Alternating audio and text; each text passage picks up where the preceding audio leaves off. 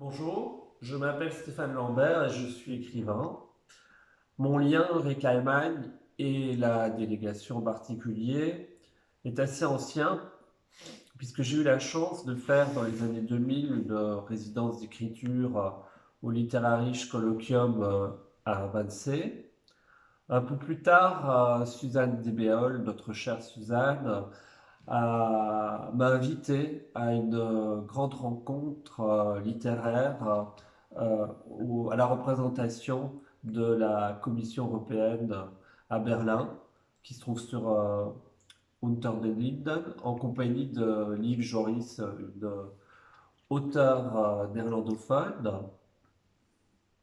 Et j'ai eu l'occasion ensuite de revenir assez souvent à Berlin, en partenariat avec la délégation et le Wallonie-Bruxelles International, pour présenter mes livres, parfois à la Humboldt Universität, euh, accueilli par notre chère Bernadette de Sorbet, et aussi à la Freie Universität, notamment dans les classes de Sarah Ballon pour faire des ateliers d'écriture, ou à l'invitation de Ulrich Schneider pour parler d'art et de littérature. Et j'ai également eu l'occasion, aussi à l'initiative de Suzanne, de faire deux belles tournées en Allemagne pour présenter une première fois une traduction de mon roman Les couleurs de la nuit en allemand, traduit par la regrettée Anne Neuschaffer.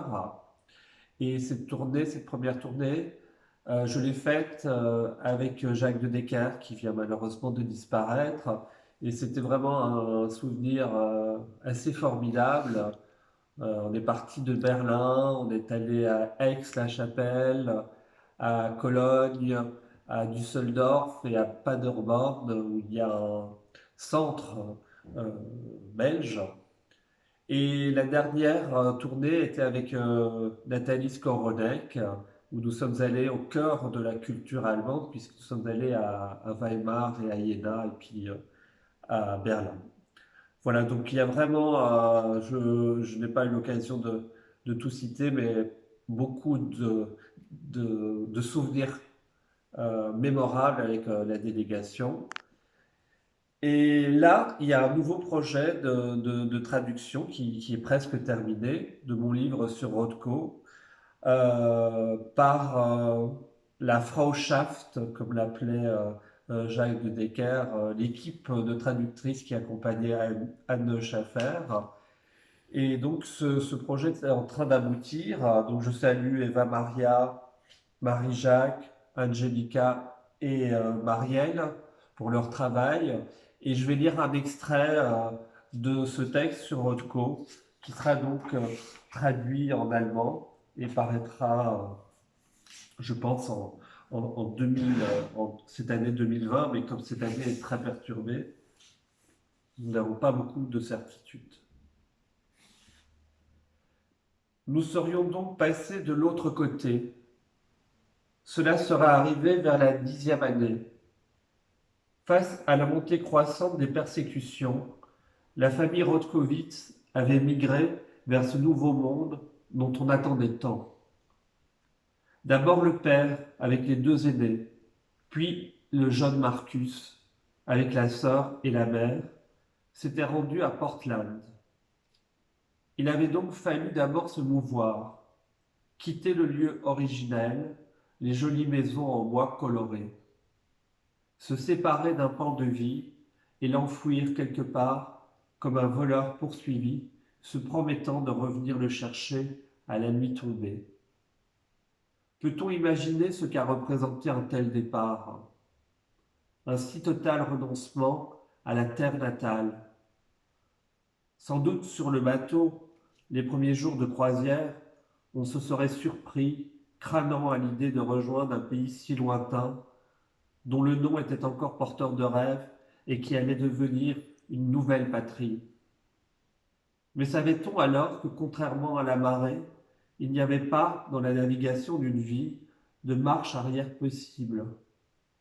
Ce qui était écrit dans le sable des années n'était plus révocable. Serait-ce alors la révélation du sens unique de la traversée? La vague conscience qu'il n'y aurait pas de retour et déjà le deuil du passé à accomplir qui provoquerait les pleurs inexpliqués du jeune Marcus quelques jours avant d'atteindre Ellis Island? Ou serait-ce tout simplement le mal de mer? Toujours est-il que lorsque, à Grand Central Terminal, il prendrait place aux côtés de sa sœur et de sa mère, dans un train qui allait parcourir de part en part le continent américain, il aurait mis sur son visage un autre visage que celui de l'enfant qu'il avait été ailleurs. Un second visage que lui aurait forgé la confrontation à l'océan et qu'il tenterait de garder intact lorsque quelques mois à peine après leur arrivée à Portland, son père décéderait brutalement. Une mort précoce, entérinant l'adieu au pays. Rien de tout cela, qui remuait indistinctement au fond du ventre comme un entremêlement d'émotions diverses, n'apparaissait nettement à l'esprit du jeune Marcus, puisque, en raison de l'ethnie à laquelle elle appartenait, sa famille avait dû quitter ce qui tenait lieu de patrie. On pouvait raisonnablement s'interroger sur l'existence d'une origine réelle.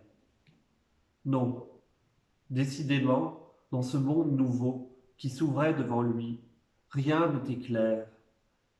Rien n'avait la grâce des maisons en bois coloré où l'on avait pris l'habitude de passer les beaux jours. Voilà, c'était un extrait de Mark Rothko, Rêver de ne pas être, bientôt traduit en allemand.